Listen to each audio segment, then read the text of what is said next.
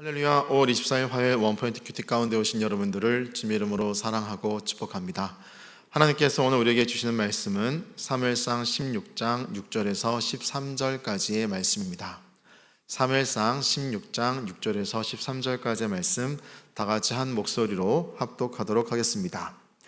그들이 오매 사무엘이 엘리압을 보고 마음에 이르기를 여호와의 기름 부으실 자가 과연 주님 앞에 있도다 하였더니 여호와께서 사무엘에게 이르시되 그의 용모와 키를 보지 말라. 내가 이미 그를 버렸노라. 내가 보는 것은 사람과 같지 아니하니 사람은 외모를 보거니와 나 여호와는 중심을 보느니라 하시더라.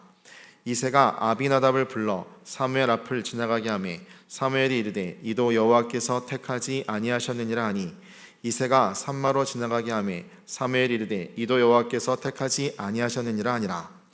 이새가 그의 아들 7을 다 사무엘 앞으로 지나가게 하나 사무엘이 이새에게 이르되 여호와께서 이들을 택하지 아니하셨느니라 하고 또 사무엘이 이새에게 이르되 내 아들들이 다 여기 있느냐. 이새가 이르되 아직 막내가 남았는데 그는 양을 지키나이다. 사무엘이 이새에게 이르되 사람을 보내어 그를 데려오라. 그가 여기 오기까지는 우리가 식사 자리에 앉지 아니하겠노라. 이에 사람을 보내어 그를 데려오매 그의 빛이 붉고 눈이 빼어나고 얼굴이 아름답더라. 여호와께서 이르시되 이가 그니 일어나 기름을 부으라 하시는지라. 사무엘이 기름불병을 가져다가 그의 형제 중에서 그에게 부었더니 이날 이후로 다윗이 여호와의 영에게 크게 감동되니라. 사무엘이 떠나서 라마로 가니라. 이 시간 사람의 시각과 하나님의 시각이라는 제목으로 담임 목사님께서 말씀 전해 주시겠습니다. 할렐루야. 자, 오늘 우리 화요일 날 우리가 사무엘상 16장 6절에서 13절을 보면서 사람의 시각과 하나님의 시각의 차이를 우리가 보게 됩니다. 자, 여러분은 말씀을 많이 읽은 사람들은 하나님의 시각과 사람의 시각의 차이가 뭔지를 금방 눈치를 챌 겁니다. 사람은 외모를 봅니다.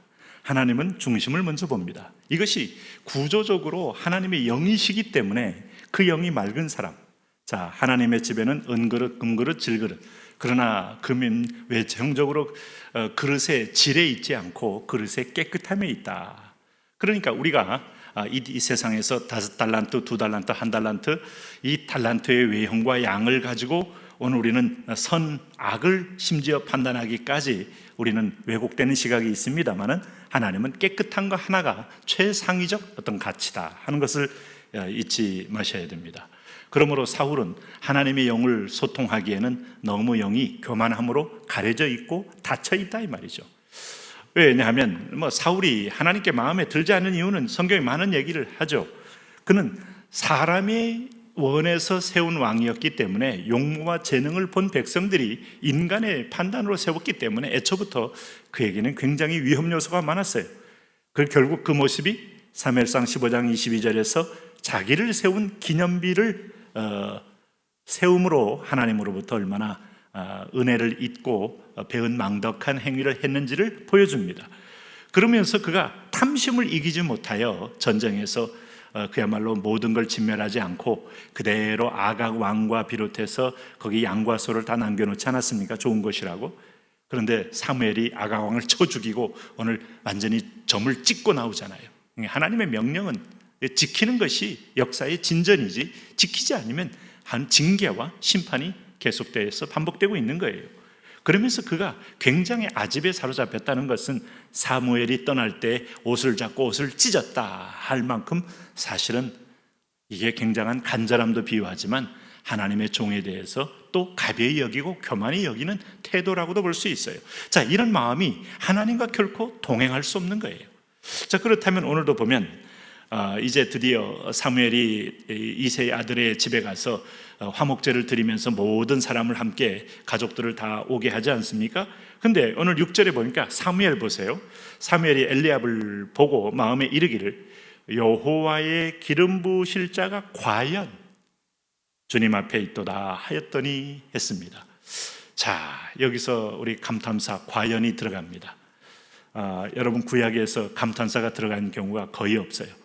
그러니 사무엘의 눈에도 얼마나 흡족하고 외모와 교양과 어떤 면에서 몸매와 전쟁에 특화된 어떤 훌륭한 어떤 면에서 보면 전술까지도 몸에 익힌 자로서의 그 당당한 모습이 눈에 들어왔겠어요. 그래서 보자마자 이 장형 엘리압이구나 하면서 확신을 갖게 되었다 이겁니다. 자, 성령으로 늘 함께하는 사람도 외모가 이렇게 큰 영향을 끼칩니다.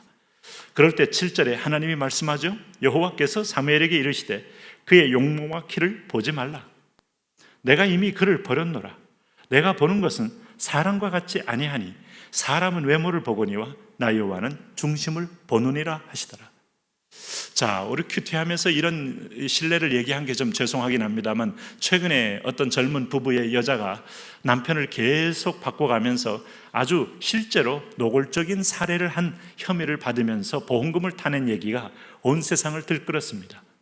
자, 그 얼굴이 갸름하면서 아마 미인형이었다 이렇게 이제 누가 보는 모양인데, 남자들은 그런데 허망하게 다 걸려들면서 결국은 인생 털리고 생명 털리고 재산 털리고 비참하게 끝나는 걸 볼 때 참 통탄스러운 상황이에요. 가슴이 메어지고 어떻게 저럴 수가 있을까 하는 상황인데, 그게 그 흡인력이 뭐겠어요? 외모였다는 거죠. 네? 여러분, 외모를 지상주의 루키즘의 세상에 살면서 우리가 중심을 보려면 한 가지를 해야 됩니다. 세상이 하나님보다 작게 보이도록 그렇게 하나님이 크게 보일 때까지 기도하는 거예요. 자, 어떤 분이 질문합니다. 목사님, 기도는 몇 시간 하는 게 제일 좋습니까? 1시간 하든 2시간 하든 3시간 하든 당신이 3시간을 했음에도 불구하고 여전히 세상이 크게 보이면 당신은 일어나면 안 됩니다. 당신이 일어나야 할 자리는 세상이 작아 보이고 하나님이 크게 보여야 합니다. 이게 기도의 능력이고 기도의 효험입니다. 그렇지 않으면 우리는 세상에 나가자마자 내가 언제 하나님을 만나느냐는 듯이 넘어지고 두려워 떨고 우리는 죄악 속으로 빠져들 수 있어요. 그런 의미에서 보면 외모와의 싸움이 영적 싸움이다 하는 걸 기억하셔야 돼요. 여러분, 어디 가서 스펙 보고 어디 가서 누구 가진 자 보고, 가끔 말죽거리 잔혹사 같은 영화를 보면 이제 70년대 고등학교를 다녔던 사람들은 많이 공감을 합니다. 왜? 거기 했던 선생님들이 서울의 어떤 사립학교를 실제 모델로 해서 영화를 찍었기 때문에 선생님이 아이들을 귓방망이를 때리고 주먹으로 패고 하는 게 상례였어요. 그러면서 얼굴을 잡고, 물론 그 영화는 좀 다른 영화이기도 했지만 친구란 영화에도 나옵니다만 꼭 묻습니다. 너희 아버지 뭐 하시노? 하고 묻습니다. 아버지가 고위직에 있거나 공무원에 있거나 하면 선생님이 그걸 좀 봐주는 거예요. 그런데 아버지가 일반 평범하면 때려도 괜찮다는 걸 확인하고 패는 거예요. 참 얼마나 참 웃기는 얘기예요, 그게. 네? 여러분, 오늘도 보면, 그러니까 이것은 교육에도 외모, 그 다음에 집안의 스펙, 우리 인생 속에도 그런 것들이 가득 차 있는 걸 볼 때 이 외모의 큰 어떤 하나의 틀 안에서 어떻게 중심을 보느냐 하는 거예요. 여기 보니까 8절에 보니까 이새가 장형 아비나답을 불러서 사무엘 앞에 지나가게 하니까 택하지 않았다. 둘째 삼마 아니다 하는 거예요. 자, 적어도 오늘 엘리압, 아비나답, 삼마 3형제는 가장 집중적으로 교육을 했던 형제들인데 7 아들 다 지나가게 했는데 없더라 이겁니다. 그랬더니 11절에 사무엘이 이새에게 이르되 내 아들들이 다 여기 있느냐 했더니 이새가 대답하는 걸 가만히 보세요. 이르되 아직 막내가 남았는데 그는 양을 지키나이다. 자, 여기에 초대도 받을 수 없을 만큼 아버지는 이 아이에게 의미를 두지 않는다 이겁니다.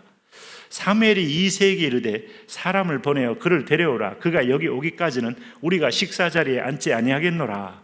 자, 이 아버지도 마저도 인정하지 않는 아들. 저는 가끔 이 본문을 보면서 이것은 형들을 위하여 희생하는 카드이지, 이 아이를 키워서 집안의 가문과 대를 이을 자로 키운 것은 결코 아니다는 것을 분명히 알 수 있어요. 왜냐하면 아들들이 적은 아들들이 아니에요. 그리고 여기도 이새도 이렇게 여러 아들을 낳은 상 가운데서 이 아들만큼은 그냥 짐승에 물려가도 그냥 자족을 위해서 희생하는 아들 정도로 여길 그런 수준입니다. 그런데 여기 12절 보니까 이에 사람을 보내어 그를 데려오매 그의 빛이 붉고 눈이 빼어나고 얼굴이 아름답더라. 여러분, 외모를 얘기하는 것 같이 보이죠? 오늘 이 본문은 외모를 얘기하는 게 아닙니다. 물론 외모가 포함되어 있을 수 있겠습니다만은 그의 빛이 붉다, 그의 빛이 붉다는 말, 그 다음에 눈이 빼어나다는 말. 왜 눈이 빼어나다고 할까요? 눈알이 튀어나왔나요? 눈이 큰가요? 그걸 강조하는 게 아니에요. 오늘 그 아이 속에 총기가 있다는 거예요. 영적인 통찰력. 여러분, 우리가 성령 충만한 사람은 눈으로 보면 금방 알죠. 기도한 사람은 눈으로 보면 알죠. 그 정도 못 봅니까?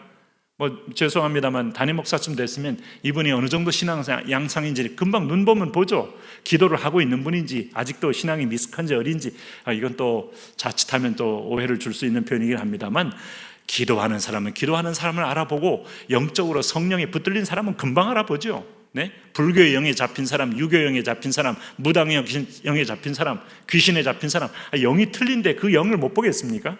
이 딱 보는 순간에 벌써 이미 남 모르는 사이에 하나님과의 깊은 교제로 눈이 붉고 빼어나다. 그 속에 성령이 일하시는 성령의 통로가 되었다. 와, 이런 숨어있는 히든 카드, 이런 사람을 통해서 하나님은 역사를 이어갑니다. 이 세상 다 볼 때 젊은이를 보고 좌절하는 분들 많은데, 젊은이라고 다 좌절의 대상이 아니에요. 그 가운데서 기도하는 사람이 있어요.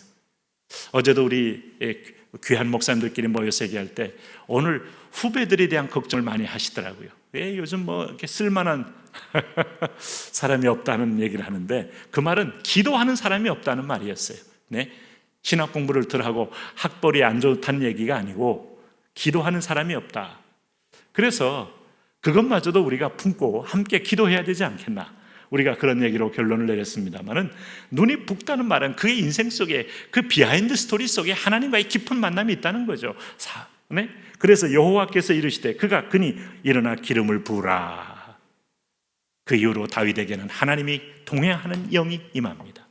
오늘도 하나님의 영이 임하여 하나님의 주목받고 하나님의 쓰임받는, 하나님께 쓰임받는 그런 인생 가문 되시기를 축복합니다. 하나님, 그런 은혜로 승리하게 하시고 그와 동행하게 하옵소서. 예수님 이름으로 기도합니다.